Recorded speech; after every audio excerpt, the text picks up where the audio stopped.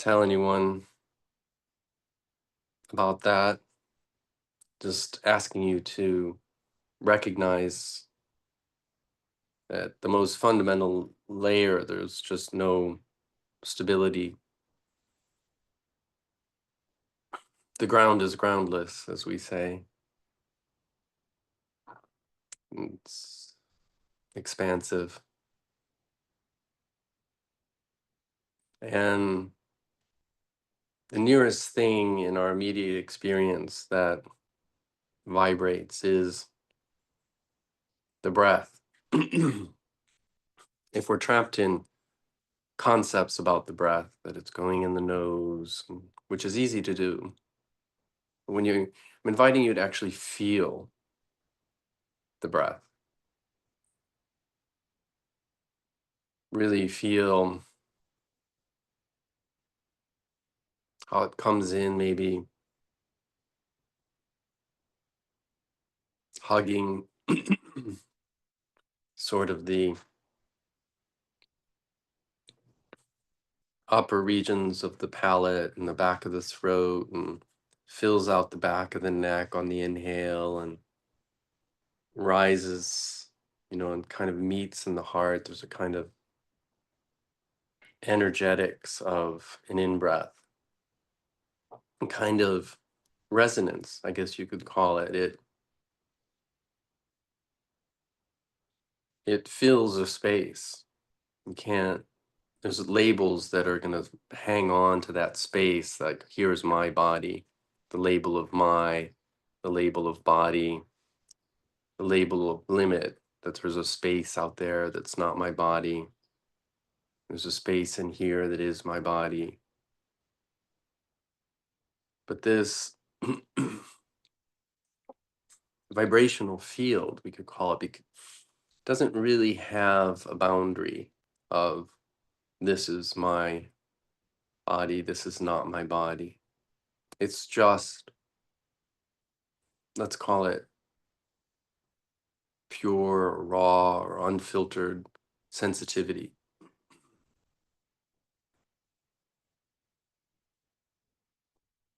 Most of you have been listening to me for a long time and have heard my take on suffering, which you could describe as dependent origination, but we are constructing a reality on top of this deep sensitivity. Meditation awakens us to those necessary and unnecessary constructions that we build on top of this sensitivity.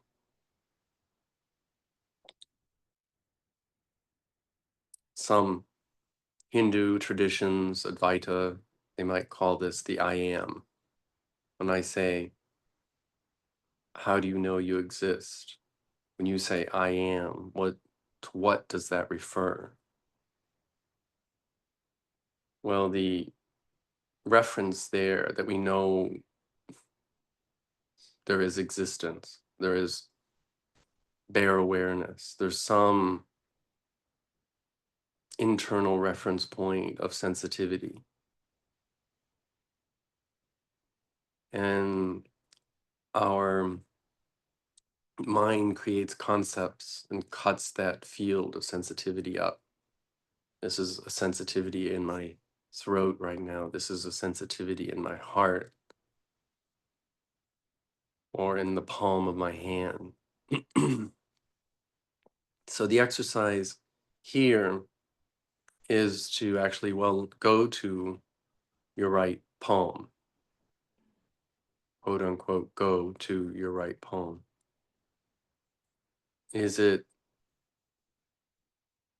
What does it really feel like to really feel the sensitivity in the right palm, to really surrender to it? Can you feel neutral to pleasant buzzing? Mm, Sort of that fundamental instability of sensation. There's no point really there. You can't say there's a center of the palm. By only using a map or an image or a memory can you say there's a center, but you can't be 100% sure there's a center or an edge. There's just, and so we learn to drop these concepts. That's called Kaya Loka, the world of the body. It's just a concept. And we gradually learn to trust a field of sensitivity. We call this Rupa Loka.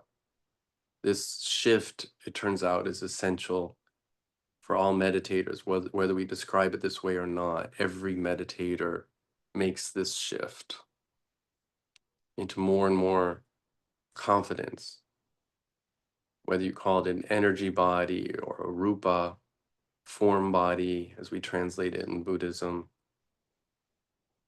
It's just a pure sensitivity.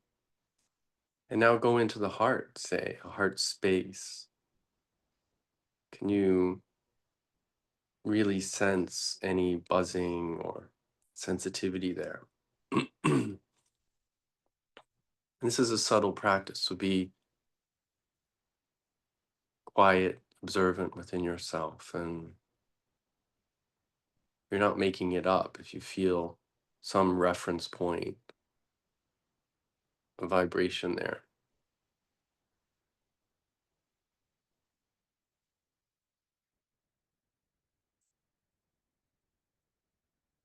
Some of you have done this exercise before. Now, compare the sensitivity in what you call the hand and the sensitivity in what you call the heart.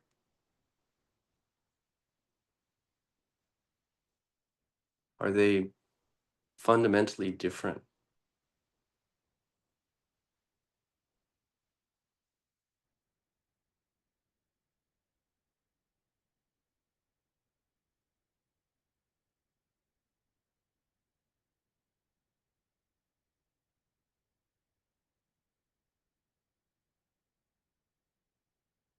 Can you begin to see that it is a unified field of instability, of vibration,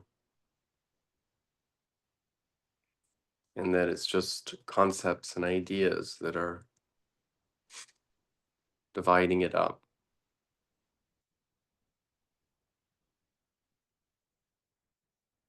Can you begin to see an insight there of presence, what we call in Buddhism, we call presence, and Advaita Vedanta, you might call it the I am sense. It's referring to the same thing. We are,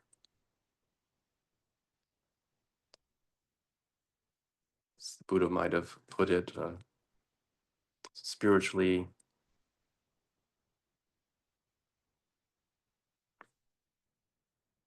we are bio-organic entity, non-entities,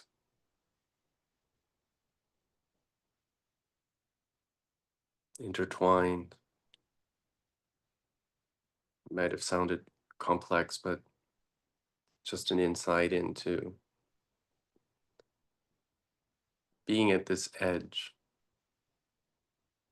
of the world that we're manufacturing, having my body, having this world out there, and the unavoidable truth of presence, of intimacy with this inner world of pure sensation.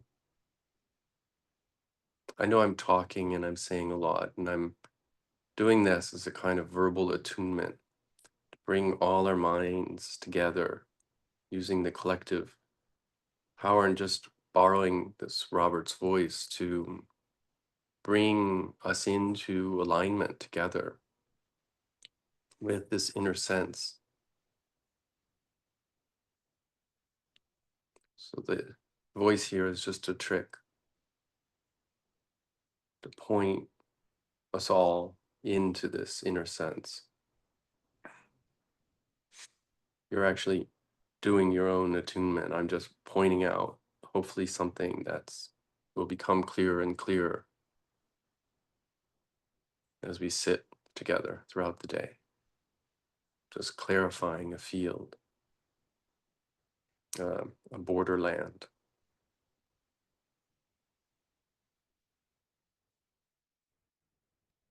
And this sensitivity is the jhanic space that we work with. Before we attain, quote unquote, jhana, we sensitize ourselves to this space. So you can see my take here is insight and jhana together. There's a knowing sense of what we call impermanence, suffering, and not self here. We're using those three insights: the instability of the vibration, the groundlessness of the ground, the fabricated suffering, the construction of the incrustations of thought that try and take hold of this space and crumple it up like a piece of paper and make some use of it. This practice of jhana is just taking all those crumpled up pieces of paper out of the trash can and flattening them out again, creating the one fabric of existence, and seeing how we get trapped into our little small corners of suffering, how we feel threatened and frightened there.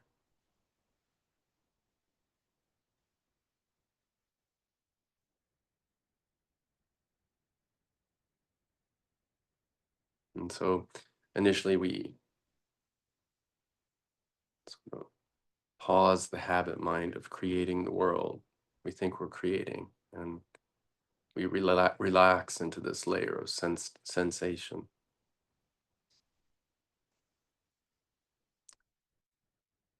And we open into the boundarylessness of that space, pure sensitivity.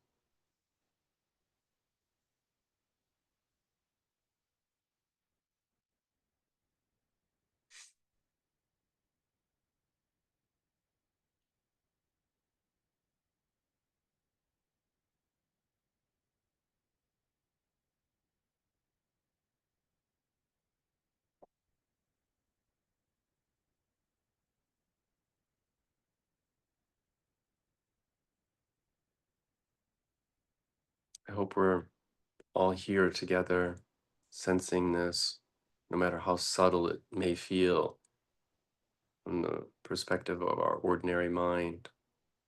But let this field be a background.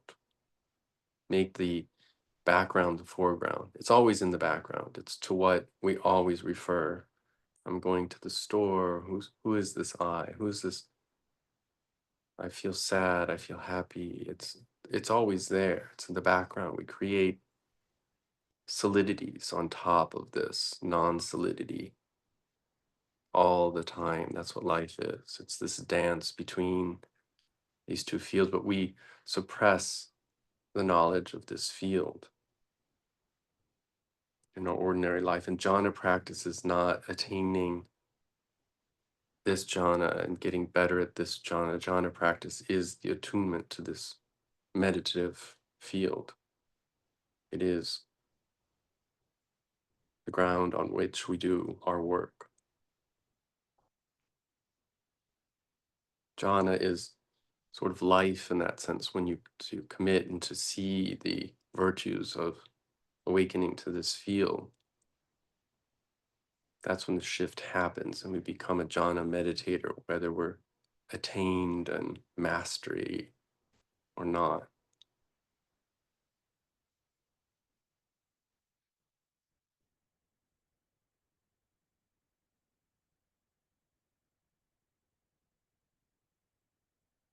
The richness of the practice is here. This is samadhi. This is wisdom and jhana together, the space in which the two meet.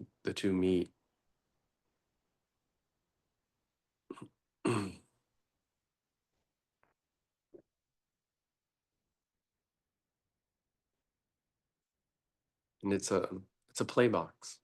We get to be children here because none of the normal rules apply of physics, gravity.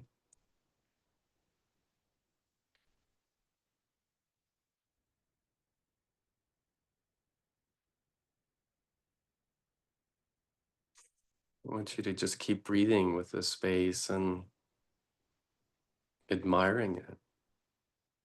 And it's always been there. It's your friend that never leaves you.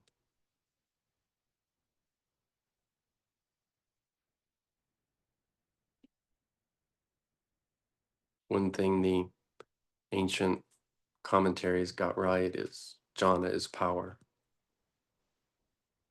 It's, I'd even use a Western word, soul power. Will require your deepest authenticity. We'll strengthen our jhana practice the more we open to the clarity and the openness in suffering, the potential that it could never drag us down.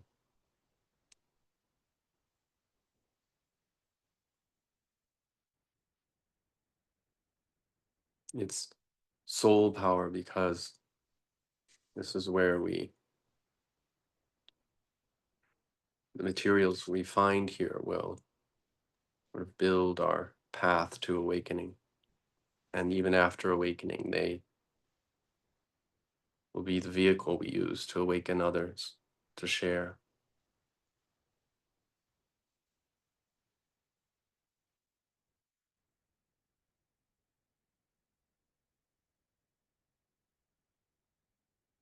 Samadhi means gathering.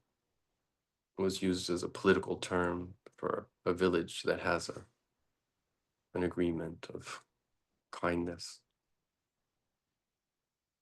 It's a coming together. We are gathering all parts of ourselves. The energies of the hindrances will be emphasized the more we spend in this limitless vibrational space. They'll feel free to come up and show themselves. They're not non-jhanas, they're the deep layer work of jhana, this committing to the jhana practice. It's a necessary uprooting of the roots of suffering, greed, anger, and delusion.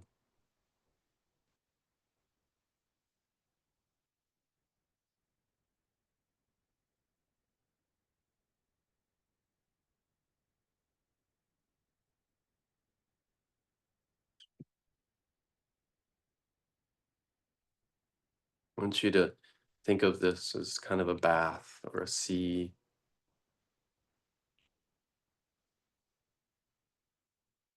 And one little trick once you sense this is you can drop really minute amounts of, say, tiny little drop of coloring to color the water or to give it a flavor.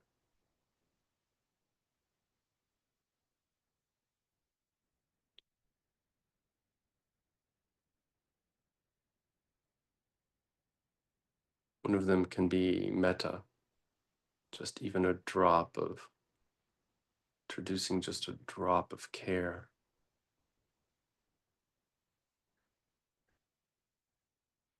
Just a drop of, smallest drop of a wish into this limitless sea. Give it a coloring of intimacy, connection, and oneness. Just to see that my happiness is dependent on so many conditions, and my happiness is your happiness, and your happiness is my happiness. Just, and really wishing for the best for all of us.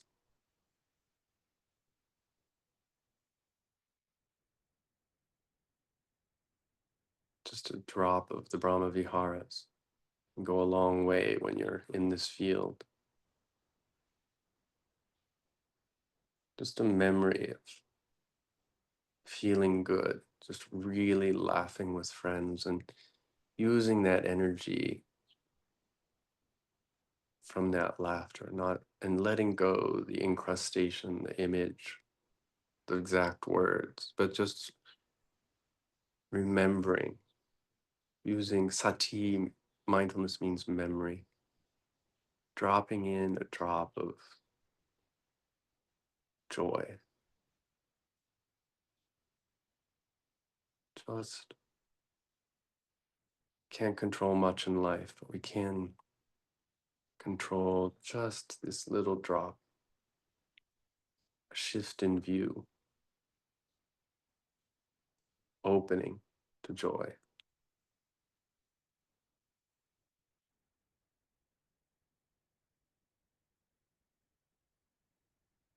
Really, where does joy sit in this energy field? And how does it, once we sort of separate out the rupa loka, the rupa, the sensitivity field,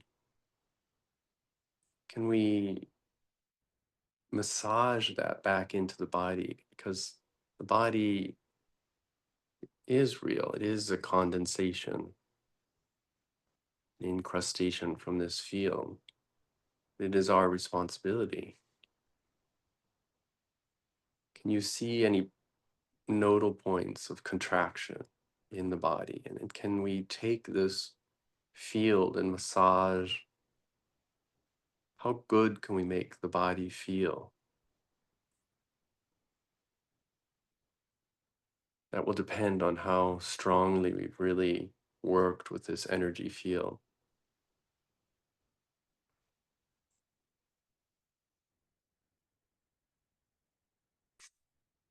So we can go back to that and we can energize it by using the breath. You can breathe into the energy field and use the physical body to really vibrate with the breath. And so initially I compare this to a technique that you need to drop, but just to do it once for you to feel it. You can breathe in really slowly and into the upper regions of the chest and just feel everything moving out and vibrating. Almost like you're holding laughter in or some type of joy. There's this vibration of like trying to hold in joy. Initially, that's kind of our relationship to that joy is because we want to build it. It's kind of like a piezoelectric crystal, something that gathers external environmental energies and contains them. There are batteries that just collect energy by small temperature changes in the room, and this rupa body collects piti, joy, energetic, through just the movement of the in and out breath. The mere physicality of the vibration from the in and out breath, it's already naturally already there. It's our concepts and ideas, delusions, greed and anger, the heaviness that pulls all this process down and doesn't allow it to really build up to a charge. And so the jhana practice, we're getting really deep into it, so thank you for following me, is really just getting out of the way enough, allowing this charge to build. And so a critical point in the jhana practice is just noticing the building of that energy. I don't know if you've ever seen a really skillful comedian, and you can It can really build that joy in a room, that comedic effect. It just sort of builds. And so everything they say then is just funny. No one's laughing yet. There's a holding kind of, there's always a feeling of, oh, I'm at my capacity. I can't feel any more joy right now. It'll destroy something. And so fear can set in. I want you to be aware of that. You'll be working with fear of too much joy in this practice. I want to speak those words, and I want to be really clear that there is no limit. There is no limit to the Rupa body. This energetic body can handle extraordinary amounts of energy, surging amounts of energy. It's not by backing off that we turn it down. It's by opening up to it and letting it build. I want that to be really clear.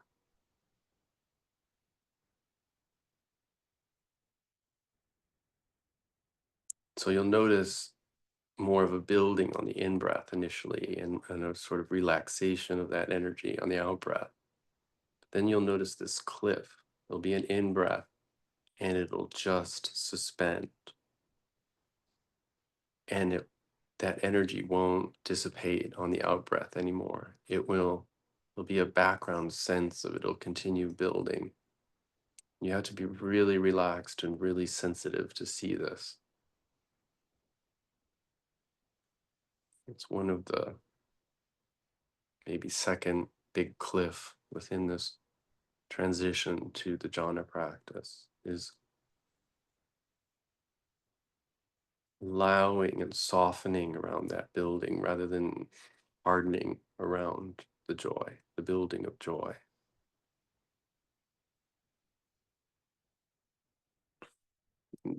Remember the word joy that the Buddha chose. He could have chosen so many terms for joy. He chose the past tense of the verb to drink, drunken. There was this sense of, there can be a sense of being detached from thought and being so present, a sense of being inebriated with presence, sense of groundlessness. I want you to trust that. Remember to trust what's happening. We don't enter deep samadhi by just forcing our mind into a small spatial point. That's not samadhi. It's the opposite. We have to go through intense pleasure and the calm, the happiness, satisfaction that comes out of it, the contentment. We glide into calm from intense pleasure.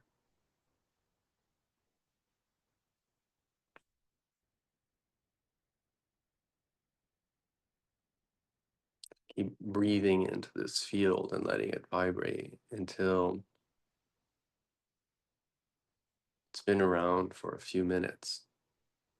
If it's just a little flash or very momentary sensation, just keep ignoring it. Just keep breathing, keeping your mind focused on the lovely sensations of the breath, the lovely calming sensations of the vibratory field. Just any thoughts that come up, they're just foreign. They're just out there. They just need a label and to be let go of. Stories are not interesting. What's really interesting is this new world we're discovering together. Let it be the primary focus. Once that joy gets going, that energy, you can massage it into the body. Just literally make sure it's everywhere in the whole bodily experience. So there's no part that isn't of the body that doesn't have access to this buzzing vibration sense. And we actually do thorough body scans. We start by long combing actions before we get into refined ones, smaller ones. From like a long sweeping up the back, sweeping down the front, even just like feathers going through that energy body, or a comb, combing out any tensions and feeling the into the solidity of the rupa body,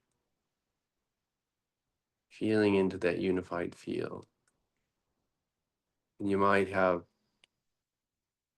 find there's just more capacity when there's less contraction in the physical body. There's more capacity to hold this energy. You might find your jaws relaxing. You might find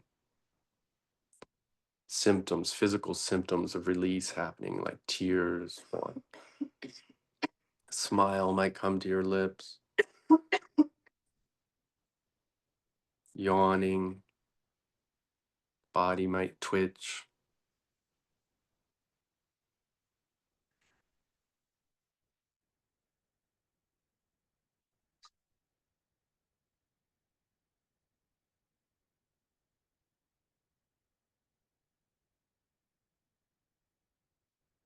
Or these are tools, these are skills that we can keep repeating all day long.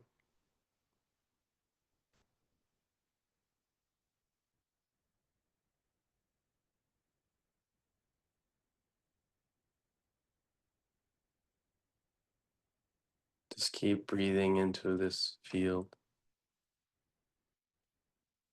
working, building up that charge of energy.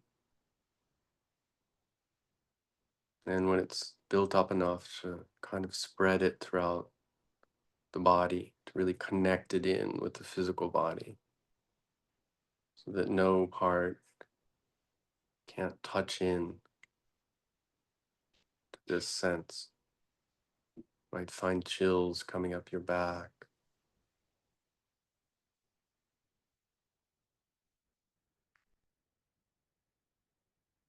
Open with our imagination, we open with our capacity. We open to gather all of who we are, to honor this present space. This is truly sacred work we're doing together. Thank you.